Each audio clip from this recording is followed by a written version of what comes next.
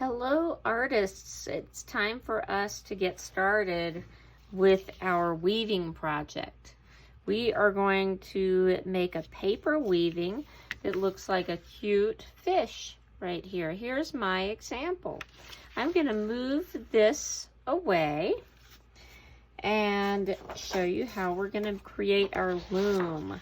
And so we're going to have a few colors to choose from. I just happen to have this yellow paper handy. And so we have these oval tracers. This is going to make the body of our fish.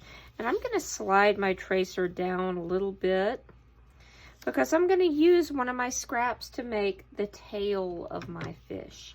And so I want to have a pretty nice big scrap to cut from.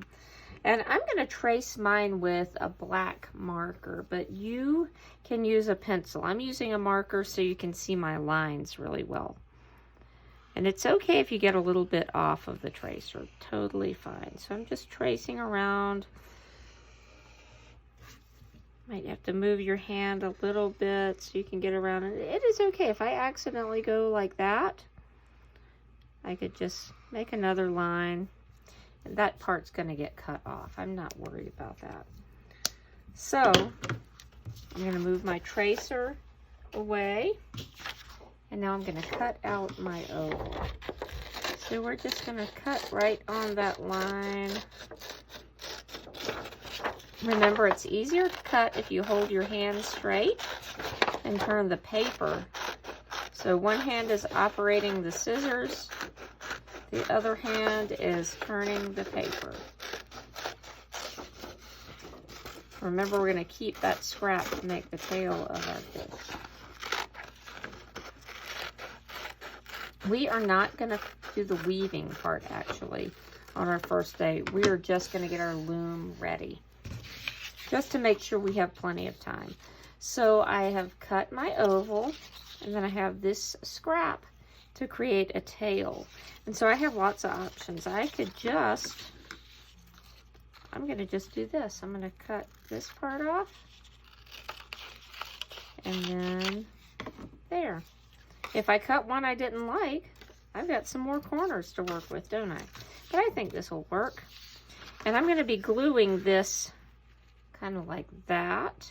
But I'm not going to do that quite yet. I'm going to cut my warp lines on my fish for our weaving on our next day.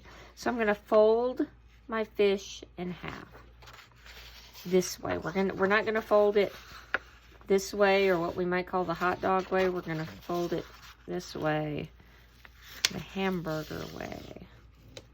If you need to show me to make sure you folded it the right way, that's fine.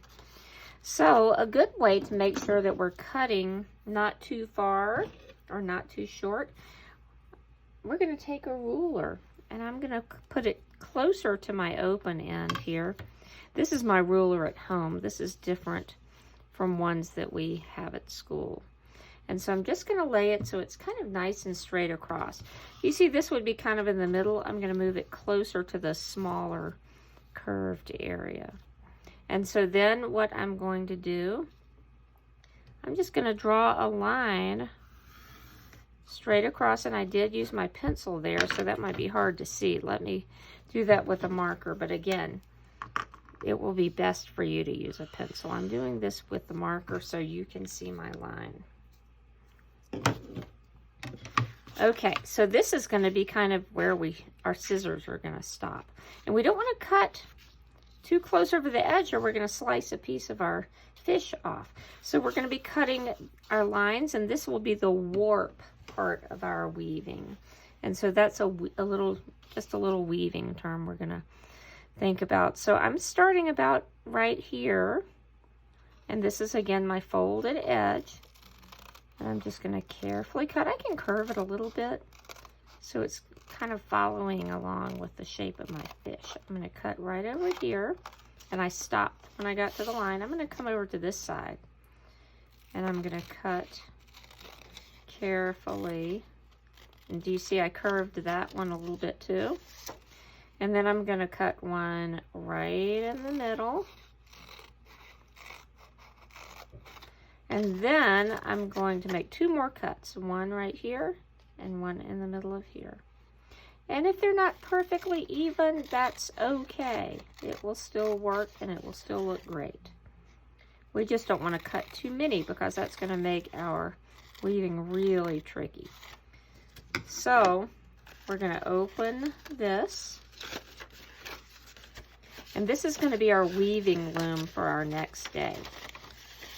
But we're not going to do our weaving today, remember? So I'm going to glue my tail on, and I'm going to glue it like this. I'm going to glue this right on top of here so you can kind of see my lines here. This is going to be the back. And so I'm going to open up my glue. We probably will use liquid glue. And so I'm just going to turn this over, and I don't want to put glue all over this because some of it's not going to be glued down. I'm just putting it, ooh, my glue is really clogged. Let's see if I can get that a little bit better. Remember, we never take the big top off. That makes a big mess. We don't want to do that. I'm really having to squeeze here. So hopefully our glue at school is not super clogged like that, but that's probably enough. So I'm going to just stick that on. The next thing I really need to do is make sure my name is on this. On the back would be a good place right here where all of my lines are. I'm just going to write my name, Mrs. Conyers, on my fish. And this will be the front of our fish. And so we're going to save these for the next day, and then we'll be ready to start adding our weaving strips in so we can start finishing up our cute fish.